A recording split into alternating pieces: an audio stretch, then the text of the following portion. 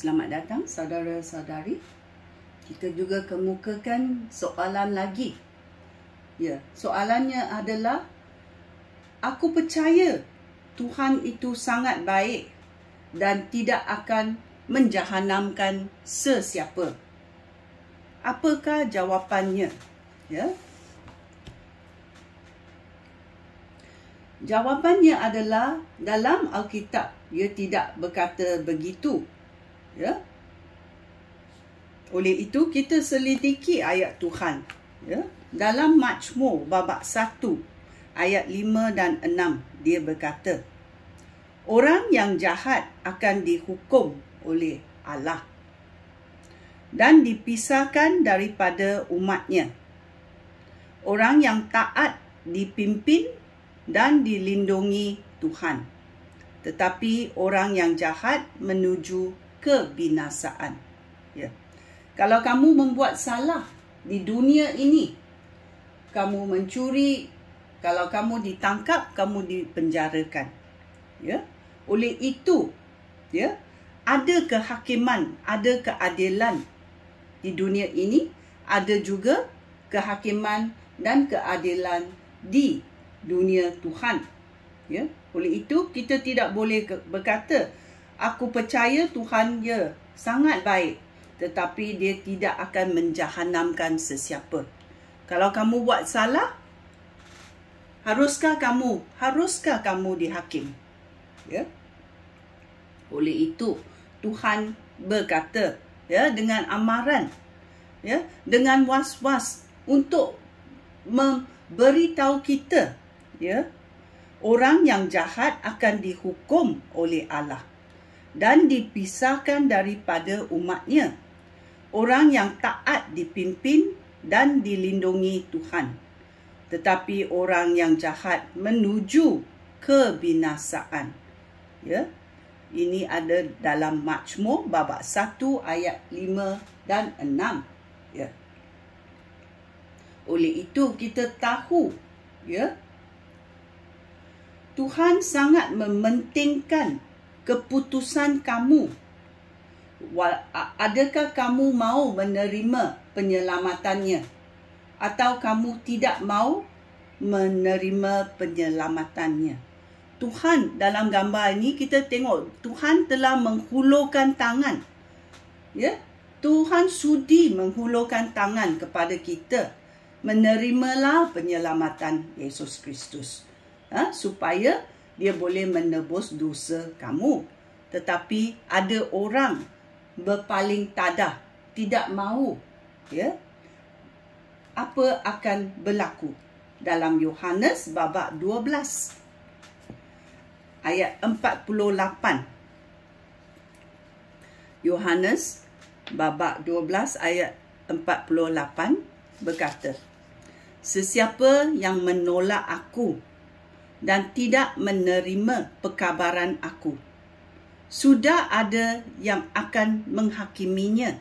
Iaitu ayat Tuhan.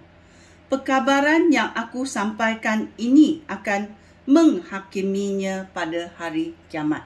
Ya? Dia akan sedar bahawa ayat Tuhan telah memberitahu dia, tetapi dia tidak mahu menerimanya. Ya? So kita tahu dalam ayat Tuhan, ya, bahawa, ya, Tuhan itu adalah Tuhan yang adil. Kamu adalah orang yang membuat pilihan. Ya. Dalam Roma babak 2 ayat 5 berkata, kamu degil dan kamu keras kepala. Oleh itu, kamu sendiri yang menjadikan hukuman kamu semakin berat pada hari kiamat. Apabila Allah mengatakan kemukaannya dan menjatuhkan hukuman yang adil. Ya. Allah adalah Allah yang adil. Ya. Dia tidak akan berat sebelah.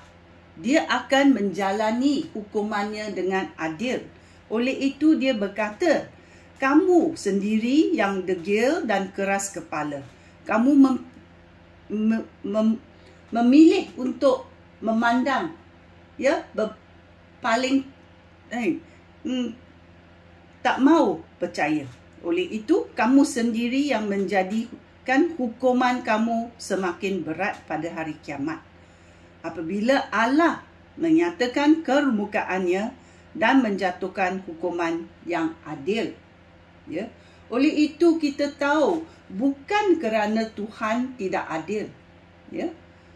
Bukan kerana soalan itu, aku percaya Tuhan sangat baik. Dia tidak akan menjahanamkan aku. Ya. Tetapi Tuhan berkata, kalau kamu buat salah, ada akibatnya. Ya. Oleh itu, keputusannya bukan di atas tangan Tuhan. Tuhan sudah hulurkan tangan untuk menyelamatkan kamu. Tetapi kamu cakap, no thank you, aku tak nak. Okey? So, kita tahu pilihan ini terjatuh kepada diri kita sendiri. Ya?